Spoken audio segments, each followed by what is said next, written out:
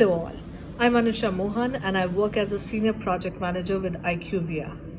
I carry an experience of close to 6 years with different organizations like Dell Technologies, IQVIA and ENY.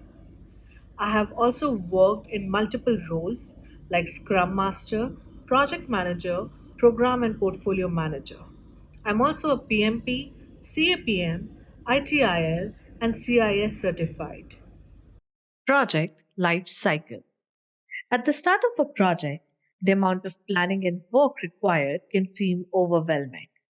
There may be dozens or even hundreds of tasks that needs to be completed at just the right time and in just the right sequence.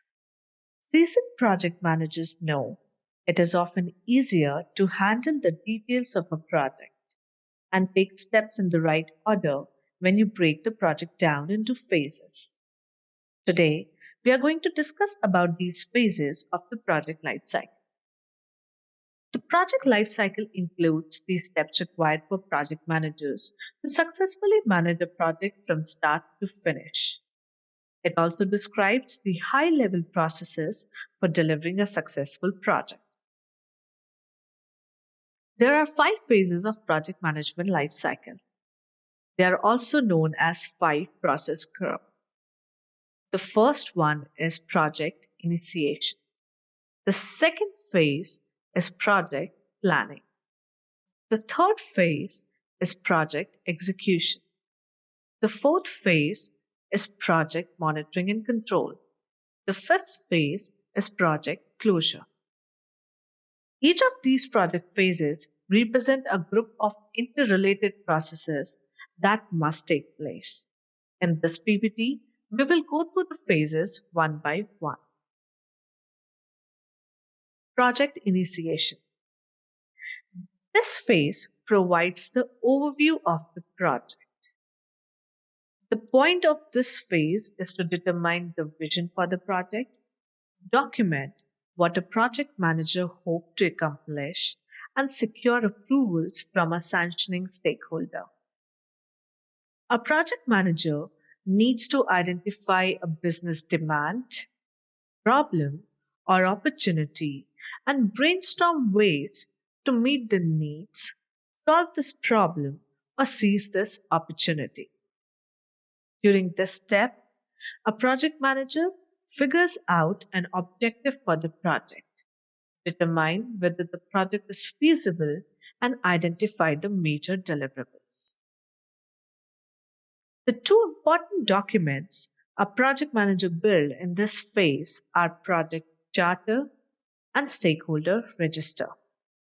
The project charter consists of business case, project scope, deliverables, objectives, resources needed, milestone plan and timelines, and cost estimate. While stakeholder register consists of details of stakeholder and their effect and impact on the project. The second phase is project planning.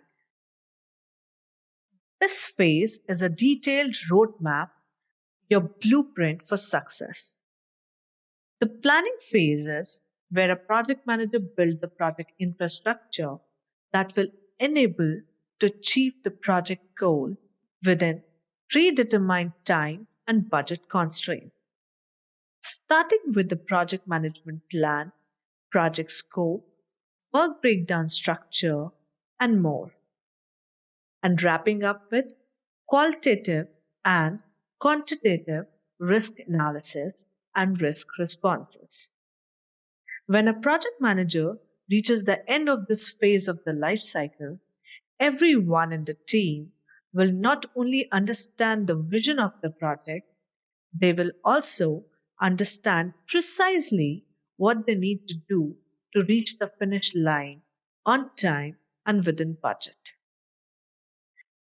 The objective of this phase is to build a smart and clear goal.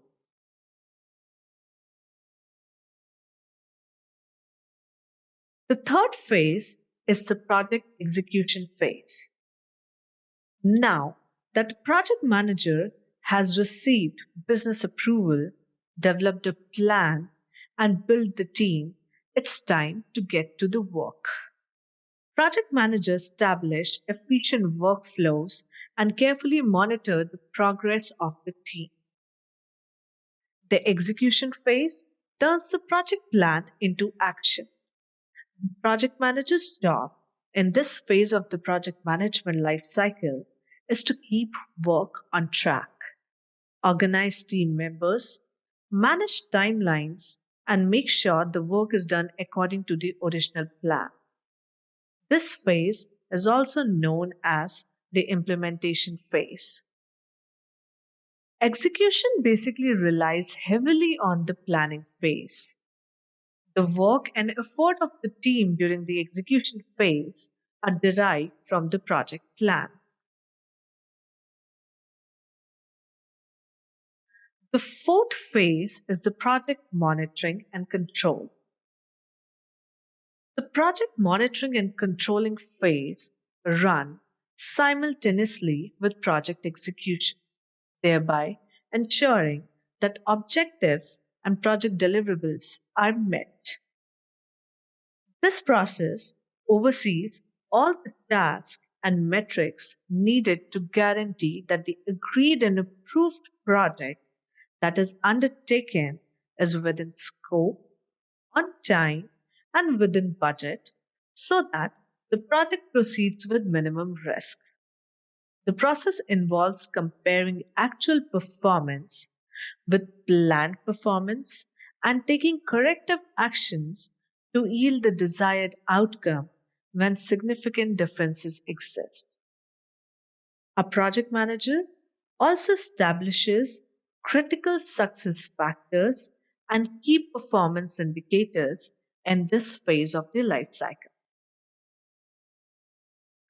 The last and the fifth phase of this life cycle is project closure. This phase is also known as follow-up phase. This phase highlights the strengths, lists the takeaways of the project, identify the ambiguities, and suggest how they could be rectified for future projects. It also provides the final deliverable, release project resources, and determine the success of the project. It is very essential to formally close the project and secure a sign off or approval from the customer, stakeholders, and or project sponsors. Thank you for watching this video. For any questions or queries, please feel free to reach out to us on info@techcanvass.com.